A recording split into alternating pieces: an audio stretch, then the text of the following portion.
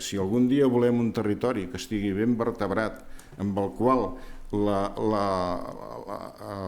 tota l'àrea metropolitana pugui estar ben connectada d'una forma sòlida i fiable amb el resto de nodos del país, evidentment que el primer que es necessita és una xarxa de comunicacions ràpida, fiable i que sigui sòlida, evidentment.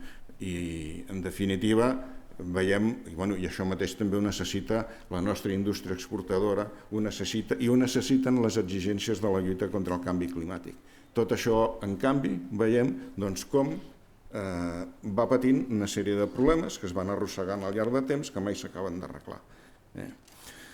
I ja per no cansar massa també, vull dir, el tema de la necessitat... Avui estem en un moment que jo crec que tothom és capaç de veure-ho relatiu als canvis que s'estan produint al món. Vull dir, si hi ha alguna que en aquests moments és obvi i necessari, és precisament la necessitat de la transformació de la nostra indústria i de fer com societat una sèrie de passos que els estem veient i estem trobant cada dia, que és la política industrial, transició energètica, el que he comentat abans de la recerca, etc. Això, en moments en què les grans potències del món estan impulsant les seves economies i els seus sectors industrials i els estan preparant i estan duent a terme les grans transformacions, nosaltres tenim que anar amb les mancances de sempre i amb problemes que segurament la consellera igual ens en podria explicar algun a l'hora d'intentar atraure indústries, a l'hora d'intentar facilitar les coses per la implantació de noves empreses i de noves iniciatives. En definitiva, per aquí també ens apreta la sabata. Davant d'això, també em permeto ara una mica, algú podria dir, escolta, però la culpa de tot la té el dèficit fiscal? Home, evidentment que com a país necessitem millorar moltes coses, això és obvi, i no ho negaré. Vull dir, el dèficit fiscal, jo tinc la sensació i la convicció de que si avui milloréssim en una sèrie de coses que ningú dubta que és necessari fer, tot i així continuaríem arrossegant el peu i tot el gap, tota la diferència en aquests moments que veiem en termes de tot el que acabo de comentar no el podríem tancar. O sigui que sí que és cert, en definitiva, el que vull dir és que encara que poguéssim corregir moltes d'aquestes coses que sens dubte que tenim a corregir com a país, penso sincerament que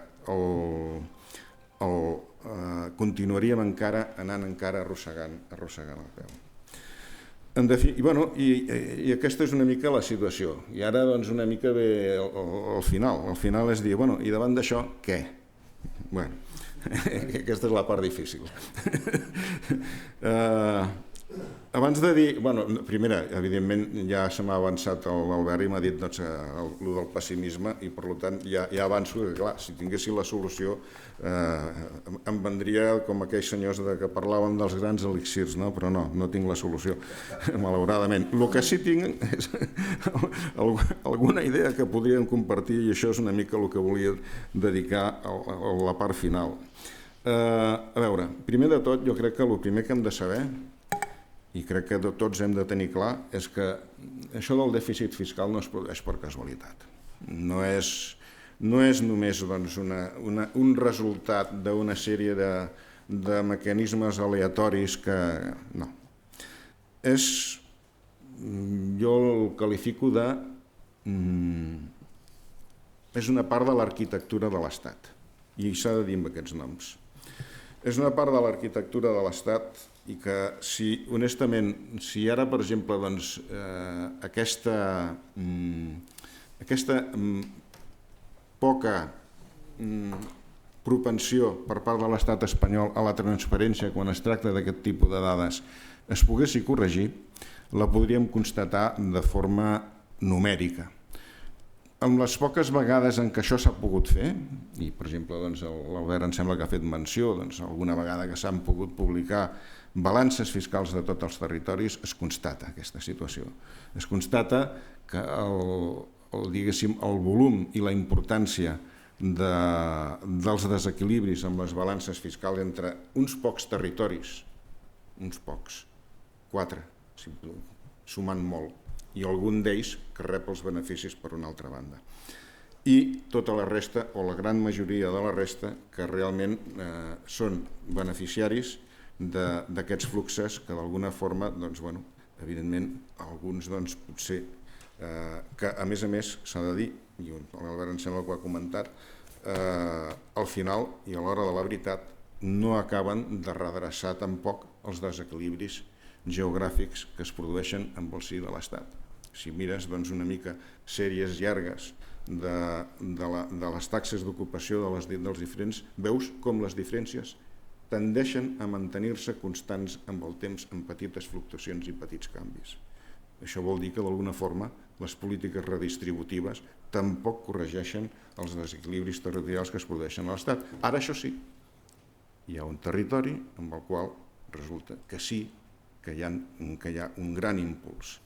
I és una mica aquí quan jo intento dir que d'alguna forma aquí sembla que aquest país,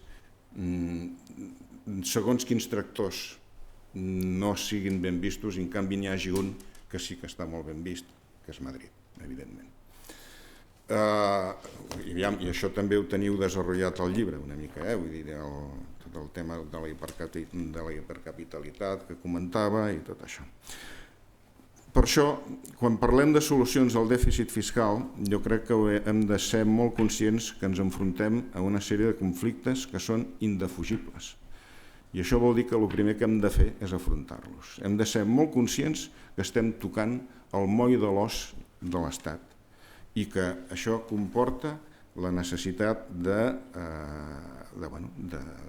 d'enfrontar-nos a una sèrie d'estructures, de bases profundes sobre les quals està edificat aquest país, que ara podríem entretenir-nos fins l'eternitat enumerant la quantitat de sentències competencials del Tribunal Constitucional, la més important dels quals, la de l'Estatut, la quantitat de lleis de bases que han eliminat i han laminat totalment aquell concepte de competència exclusiva que hi havia amb els estatuts, la qüestió de les lleis de bases, ja ho he comentat, el famós concepte d'unitat de mercat que es porta fins al límit per intentar laminar qualsevol tipus de diferència amb la qual els territoris puguem intentar aprofitar les nostres diferents potencialitats.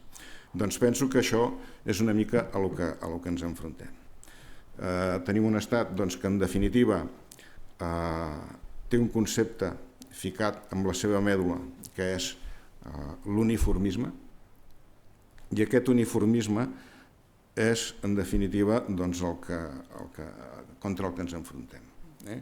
Un estat no pot entendre, sobretot si la cosa parteix de territoris que culturalment presenten diferències, que jo, almenys la meva manera de veure, per exemple, el corredor del Mediterrani, si analitzes la seva història, per mi és evident, però no és només el tema del corredor mediterrani. Si busques inclús els mateixos orígens de la AP7, si busques inclús històries de determinades empreses al llarg de la història econòmica de Catalunya, estic parlant, per exemple, de la hispano-suïssa, estic parlant de... Ara, per exemple, amb el Col·legi d'Economistes hem tret un llibre de les arrels de l'economia catalana interessantíssim en aquest aspecte, que recomano a tothom, la veritat. Bueno, un llibre, és la revista econòmica, que per cert, dirigida pel senyor... coordinat el número per l'amic Albert, que m'oblidava de dir-ho. Quines altres limitacions? També sabem que l'Estat presenta una sèrie de limitacions concretes derivades també de les seves pròpies insuficiències. Ara s'han tornat a posar les regles fiscals de la Unió Europea, els plans obligatoris de reconducció de deute i de dèficits. Ens enfrontem a un problema d'envelliment molt important que apreta les costures de l'Estat per tots els cantons. Ens enfrontem a la reconversió. És obvi que aquest estat també té aquestes limitacions i això també n'hem de ser conscients. I finalment, i també hi ha la qüestió de forces que d'alguna forma, les forces que tenen una mica captiu aquest estat. Estem parlant de l'alt funcionariat encapçalat per la justícia, les grans empreses que no són gaire amigues d'autonomies fortes i molt menys de poders econòmics compartits. En definitiva, una mica la situació a la que arribem és aquesta. I ara, òbviament, ens trobem en un moment històric cabdal, a la meva manera de veure. I no voldria jo aquí, la consellera em diu que ella farà unes paraules al final, no voldria jo aquí ara tampoc trepitjar-li una mica el terreny, però sí que és obvi que ens trobem davant de la necessitat de fer un pas qualitatiu en aquest punt. I no sé si el moment és arribat per una especial conjuntura que els astres ens han disposat aquí, però el que sí és cert és que ens trobem davant d'una situació amb la qual és necessari donar algun pas endavant. No dic que pugui donar-los tots, perquè és obvi que propostes com la que s'ha fet per part de l'actual govern de la Generalitat són ambicioses i representen una compartició de poder que, parlant honestament, és poc factible que l'Estat estigui disposat a ella, i a part d'això, a més, significa un esforç de transparència que actualment en aquests moments no tenim, i que evidentment si aquesta proposta de finançament singular que ara mateix hi ha sobre la taula es pogués dur a terme amb la seva integritat, probablement guanyaríem moltíssim amb això, en transparència, però encara que no puguem aconseguir tota la totalitat d'això, el que sí és cert és que en aquests moments necessitem un pas qualitatiu a fer en aquest camp, en aquest moment. I no dic que sigui fàcil, perquè no ho serà. De fet, en aquests moments ja s'estan mobilitzant moltíssimes energies per intentar contrarrestar des d'un punt de vista ideològic propostes com aquesta,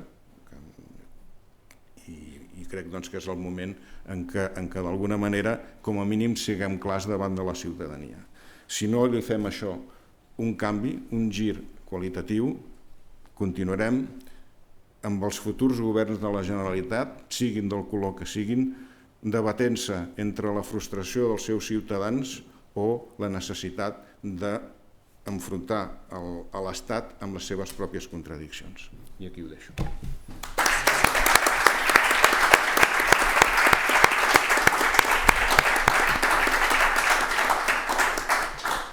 Moltes gràcies, Josep, pel llibre i per les explicacions tan amenes i tan aclaridores que ens has fet. Amenes no ho sé.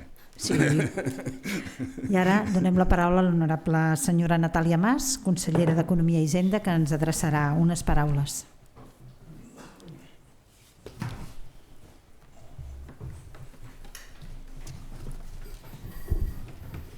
Bé, molt bona tarda. En primer lloc, agrair a la Fundació Vincle l'organització d'aquesta jornada i convidar-me a poder fer aquesta cloenda.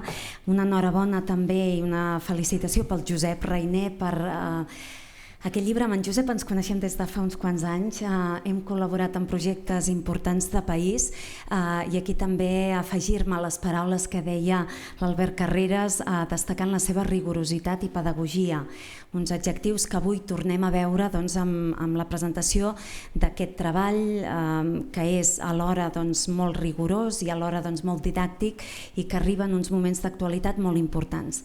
Per tant, segur que serà molt útil i ajudarem a donar-lo a conèixer. Es mencionava també, tant per part del Josep com de l'Albert, que aquesta qüestió sona cansat, que és difícil ser optimistes quan parlem d'aquesta qüestió. Jo hi afegiria que certament és esgotador. Porto uns anys al Departament d'Economia, ara uns pocs anys al capdavant de l'equip, i certament instal·lar-te en la queixa, en la denúncia constant i que tot això s'acompanya també de la necessitat d'haver de pidolar tot el dia. Aquí avui crec que no hi ha periodistes i puc ser una mica més lliure amb les paraules i els adjectius, però és la realitat que afrontem al departament, a la Conselleria d'Economia cada dia. Haver de pidolar